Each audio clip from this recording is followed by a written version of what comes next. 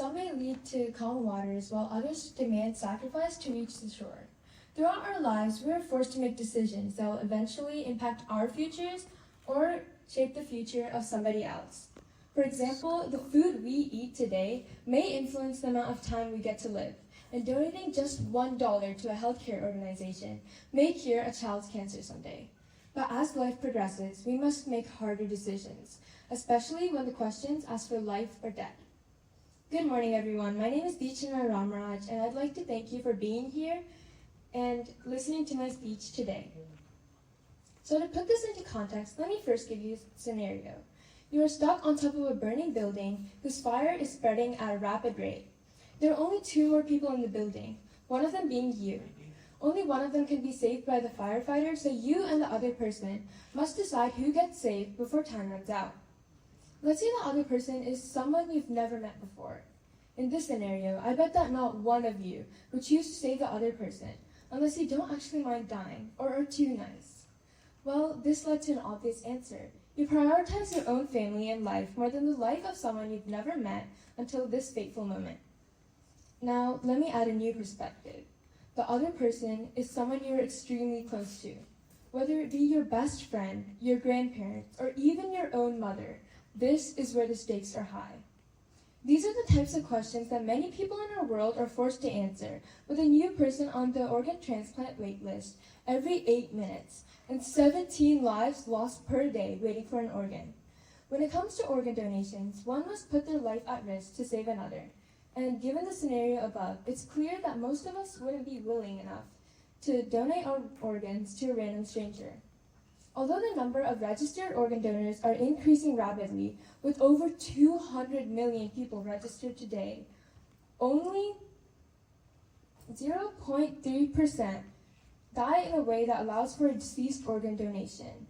This causes a huge issue, as the number of donors is less than the number of patients, creating situations where a living organ donation, a transplantation process that happens when the donor is still alive, becomes necessary. This makes the donation process much harder, because even parents who are willing to give up everything to save their children won't be able to change a thing. Another major challenge with organ donations is that the donor's organs must be a perfect match to the patient's. This includes factors such as blood type, tissue type, and size, which is one of the most influential factors. For example, an adult heart can't be transplanted into a child because it would be too large. This all comes to say that no matter what we try to do to increase the number of donors today, it doesn't guarantee that their organs would meet the strict requirements necessary for this process.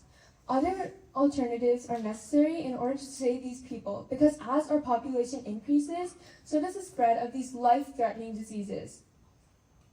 There's no need to lose hope, though, since what was once impossible is now simply a matter of time. Thanks to a few groundbreaking advancements and the development of many more, we may be able to give people a second chance at life, without requiring another to give theirs. For example, in about 30 years, children will no longer need to wait on an uncertain list if they need a transplant. Instead, genetically modified pig organs made to be similar and compatible to those of a human could provide a life-saving alternative while reducing the amount of child deaths caused by organ failure worldwide. Another promise that this technology holds is that it could be a temporary solution to, it could serve as a temporary solution for babies born with organ defects, giving them a chance to grow stronger until a more permanent solution is available. Another innovation that is improving today is bioartificial organ manufacturing and 3D printed tissues.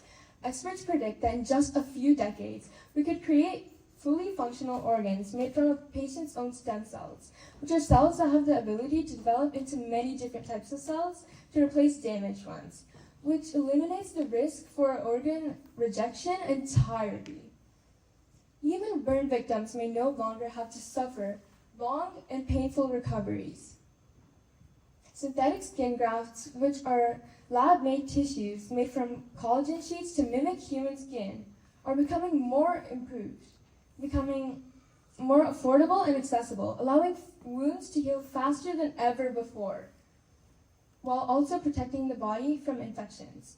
With these innovations, we could create a world that was better than before, a world where people don't have to give up their life to save another, a world where we don't have to pray for miracles in order to survive, and a world where no one will have to face the tragic death of a child due to the lack of a donor. The future of medicine is being built today, one where no life has to be exchanged for another, and where hope is no longer just a wish, but a reality in the making. Thank you.